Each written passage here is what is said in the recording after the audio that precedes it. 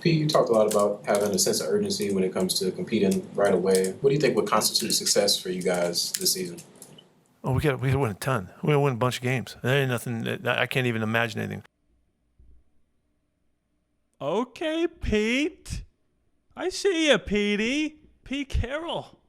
Starting out training camp with a bang, with an absolute gold mine of quotes from the presser that he just gave, basically introducing people to the new attitude of the Las Vegas Raiders. We're going to talk about every little detail that he said. I took some notes during the press conference. It was about 20-ish minutes, and there are a bunch of things that stood out. I think a Freudian slip maybe was snuck in there to kind of tell you where we feel about some of these wide receivers. I might be looking too far into that.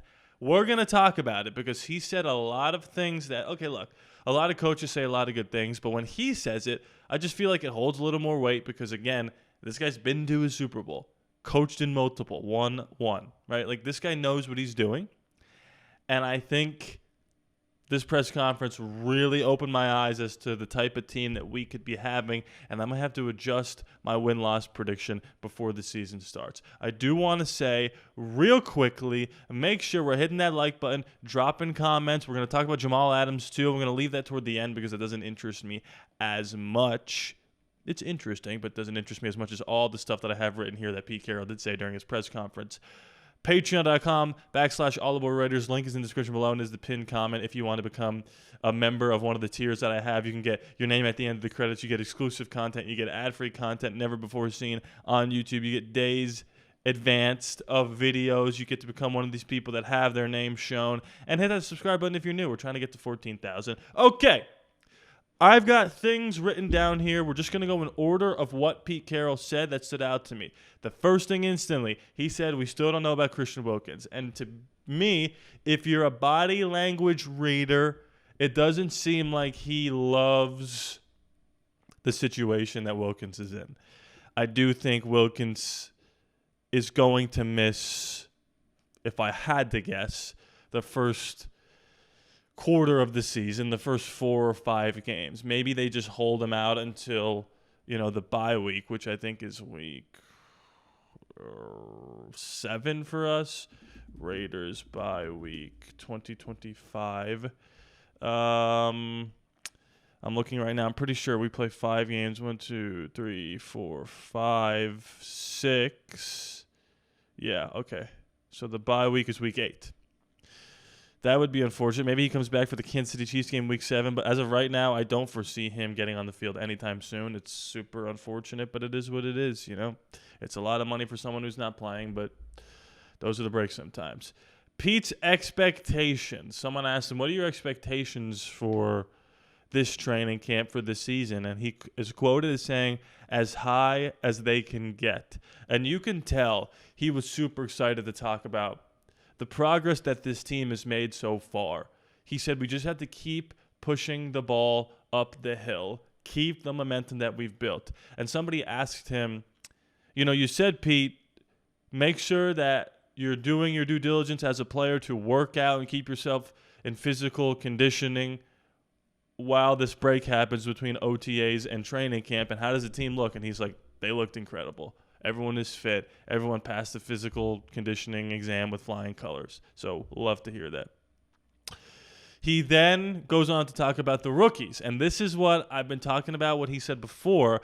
But to summarize all the words that he said about the rookies, it's basically he wants to be strategic about playing rookies. So by midseason, you have a ton more depth. He's not afraid to play rookies. So what does that mean? Strategic about when you're playing them. I've said this before, but he's made this abundantly clear that there's strategy with rookies, and they're going to play some. Darian Porter, especially after hearing what he said about him in this press conference, is going to get some playing time. Ashton Genty, we know, is going to get some playing time. 2 wide receivers playing time. You need to find out what they're good at immediately and what needs to be developed. And you put them on the field only to do the things they're good at.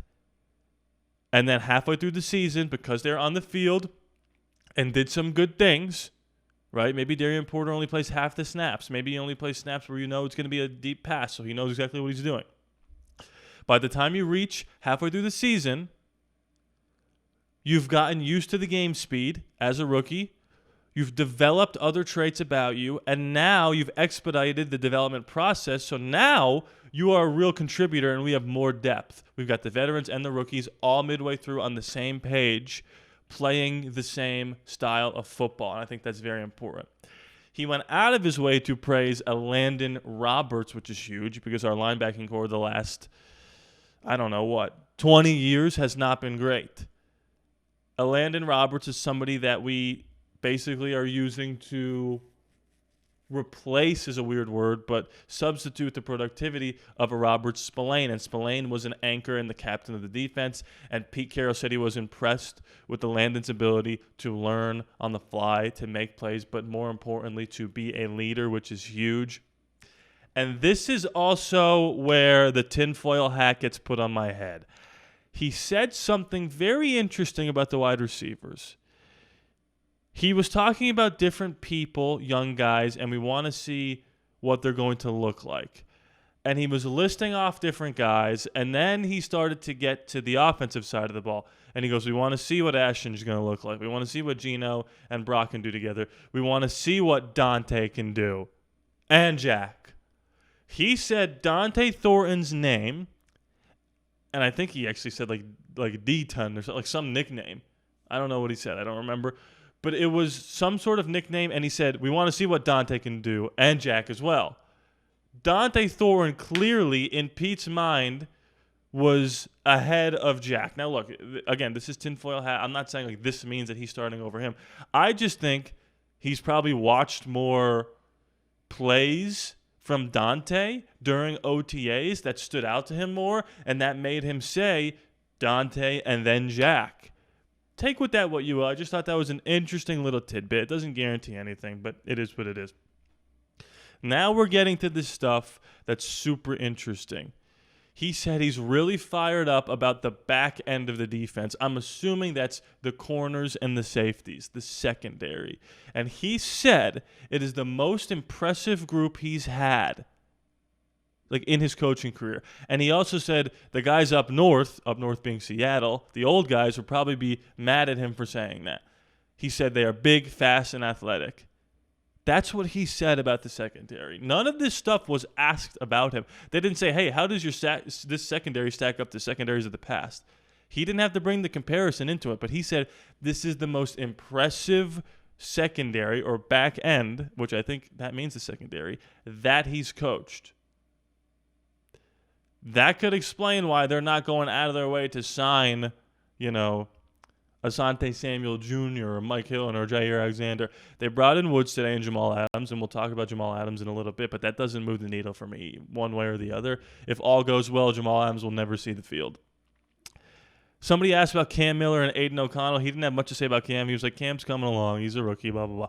Aiden, he really seemed happy about. He was like, the coaching staff has been really impressed with Aiden's ability to do the role that he was assigned to do, be that QB2, and to learn everything on the fly. They're texting him constantly, and they really like what they see tools-wise with Aiden O'Connell. And I don't think, and we're not going to make a whole video about this, I don't think it's out of the realm of possibility that they go, hey, we'll just keep Aiden here, and then when Gino retires, we'll just give the keys to the castle to Aiden. I'm just throwing that out there in case it happens. I look like a genius for saying it. I'm not predicting that, but it is something to monitor. Aiden O'Connell is clearly entrenched as that QB2.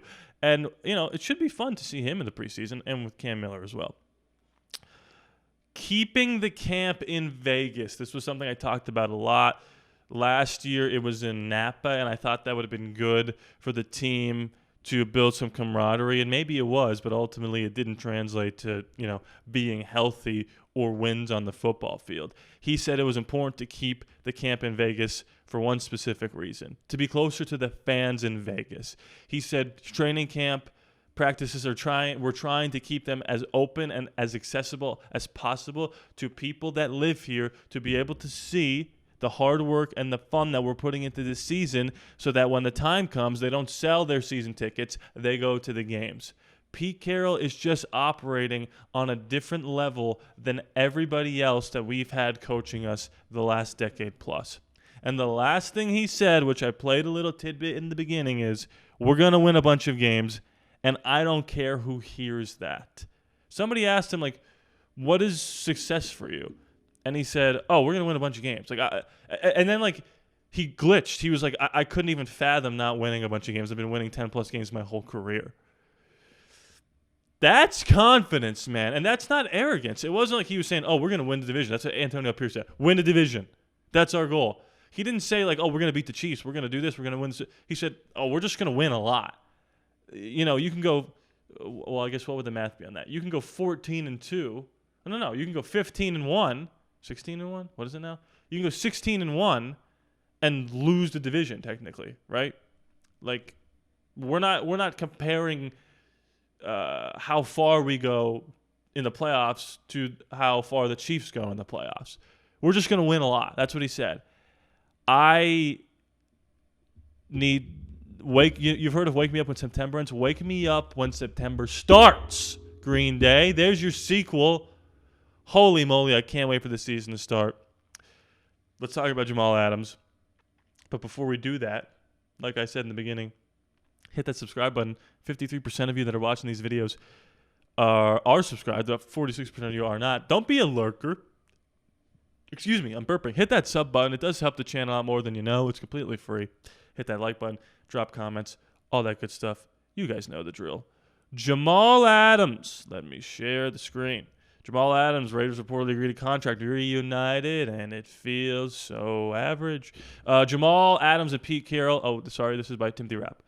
Are reunited once more. There you go. Oh, it says it up here as well. The veteran safety is reportedly signing with the Las Vegas Raiders per Vinny B of the Las Vegas Raiders Review-Journal after spending time with Tennessee and Detroit in 2024. Adams, who's only 29 years old, started his career at the New York Jets in 2017, where he was a two-time Pro Bowler and a 2019 first-team All-Pro at safety. He was traded to Seattle Seahawks ahead of the 2020 campaign alongside a 2022 fourth-round pick for safety Bradley McDougald. Interesting. First and third-round picks in 2021 and a first-rounder in 2022. Jesus. Pete Carroll's not afraid to make moves, huh? Adams promptly earned Pro Bowl honors in 2020 and signed a 4-year, $70 million contract that following season. It was a downhill from there, however, as Adams played in just 34 of a possible 66 games in his time with Seattle before he was released following the 2024 campaign. The Seahawks moved on from Carroll that same offseason, and after a year away from coaching, he was hired as the Las Vegas Raiders head coach. It's unclear if Adams has much left in the tank. Meanwhile, he's played in just 3 games for the Titans last year, 1 star, registering just 4 tackles before Tennessee cut him in October after he was placed on the reserved non-football injury list. Injuries again limited him during his brief stint with the Titans.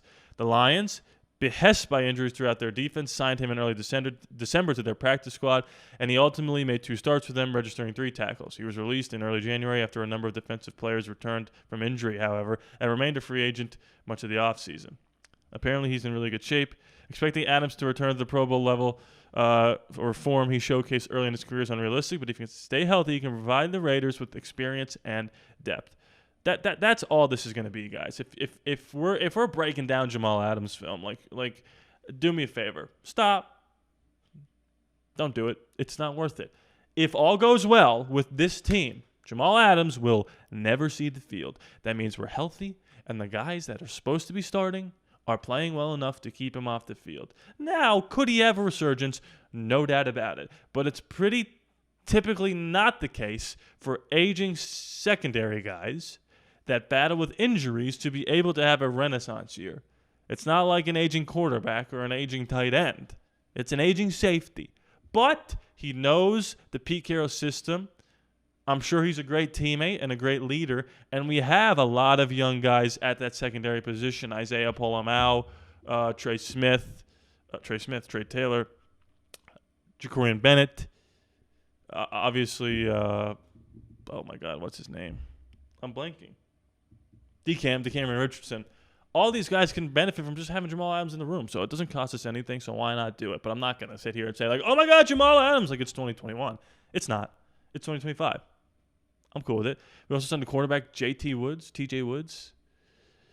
He's a big guy. He's like 6'2", 200 pounds. Fits the mold, but doesn't play that much. So we'll see what happens.